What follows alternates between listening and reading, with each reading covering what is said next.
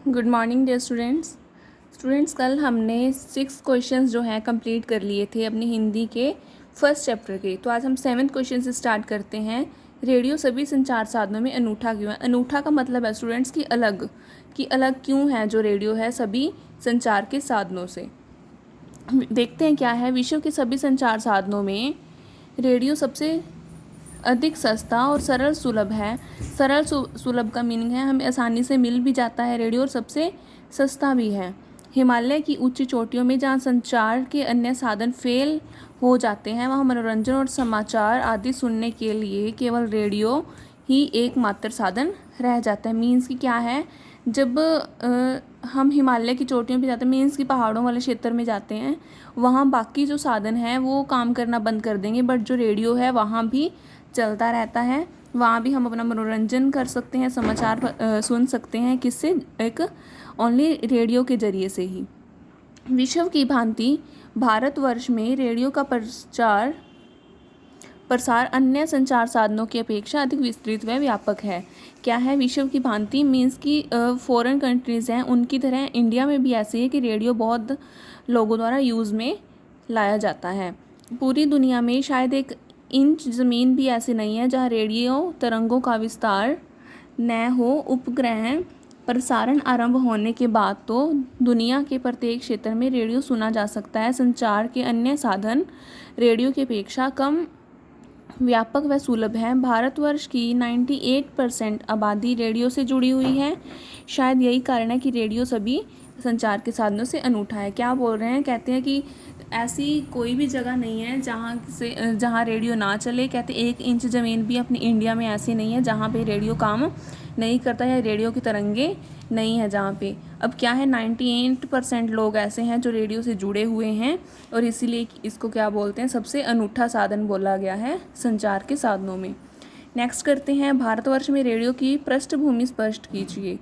कि रेडियो की पृष्ठभूमि मीन्स कि रेडियो के बारे में हमें बताना है और इसका पास्ट भी बताएंगे हम।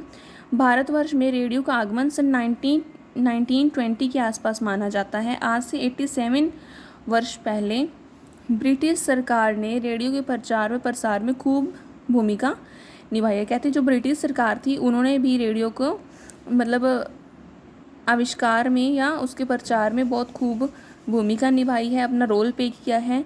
चूँकि रेडियो आम जनता के साथ आसानी से जुड़ता है, इसीलिए ब्रिटिश सरकार ने रेडियो पर अपना नियंत्रण रखने का फैसला किया। ये क्या बोल रहे हैं, ये इनका कहने का मतलब है कि जो इंडिया के लोग हैं या फॉरेन के लोग हैं वो रेडियो से आसानी से जुड़ सकते हैं, और लेकिन इसलिए ब्रिटिश सरकार ने क्या किया था, अपना कंट्रोल रखा था रेडियो के ऊपर, ताकि उस पर ओनली अच्छी जो चीज़ें हैं लोगों के लिए लाभदायक हैं बस वही चीज़ों का प्रदर्शन किया जाए।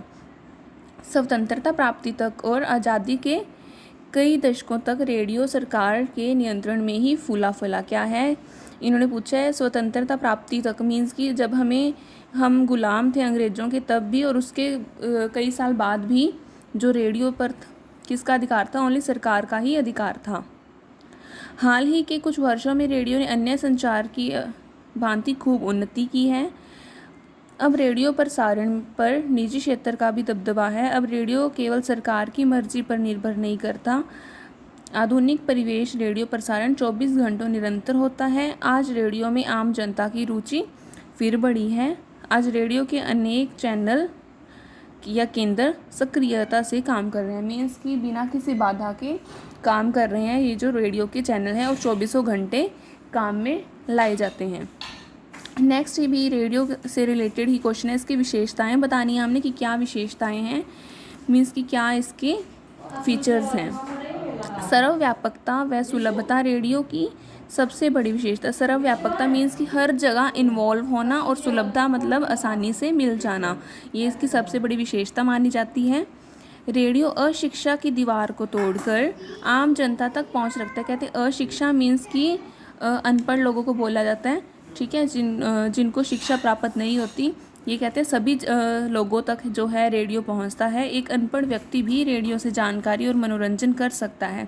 कहते हैं रेडियो वो नहीं करता, मीन्स की कोई पार्शियलिटी नहीं करता कि पढ़े लिखे लोगों के लिए है या अनपढ़ लोगों के लिए है। कहते हैं कि जो अनपढ़ लोग हैं वो भी अपना एंटरटेनमेंट कर सकते हैं। जैसे समाचार पत्र है, न्यूज़पेपर है, उसको तो केवल पढ़े लिखे लोग ही पढ़ सकते हैं ना। तो इसी तरह जो रेडियो है, रेडियो ऐसा कुछ नहीं करता, पार्शियलिटी नहीं होती, मीन्स कि अनपढ़ लोग भी उसको सुन सकते हैं और अपनी जो इन्फॉर्मेशन है वो इंक्रीज़ कर सकते हैं, अपनी जो नॉलेज है वो इंक्रीज़ कर सकते हैं। ठीक है। रेडियो तरंगे सूर्य व चंद्रमा की भांति अमीर या गरीब यह शहर गांव में भेद नहीं करती। कहती ये ऐसे नहीं है कि गांवों में इसकी रेंज है या शहरों में नहीं है, ऐसा कुछ नहीं है। कहते चाहे कोई भी क्षेत्र है, गांव है, शहर है, कुछ भी है, रेडियो हर जगह काम करते हैं। वे किसी भी समय भी सभी लोगों के लिए उपलब्ध रहते हैं। विदेश के प्रत्येक हिस्से और समाज के प्रत्येक वर्ग तक समान रूप से पहुंचते हैं। रेडियो की दूसरी विशेषता क्या बताई गई है कि अन्य संचार साधनों से सस्ता होना, कि ये सभी संचार के साधनों से सस्ता है।